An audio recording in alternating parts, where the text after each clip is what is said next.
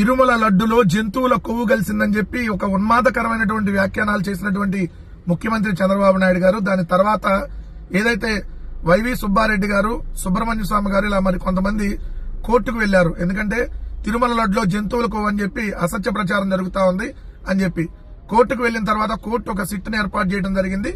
ఆ సిట్ ఏర్పాటు చేసిన తర్వాత ఆ సిట్టు విచారణలో ఇది అసలు జంతువుల కొవ్వు కాదు, ఏదో కల్తీ నెయ్యి, రసాయనాలు అని చెప్పి ఇదేదో బోలేబాబా డైరీ ద్వారా వచ్చిందని చెప్పి సిట్టు ఏదైతే తన రిమాండ్ రిపోర్ట్ లో చెప్పింది.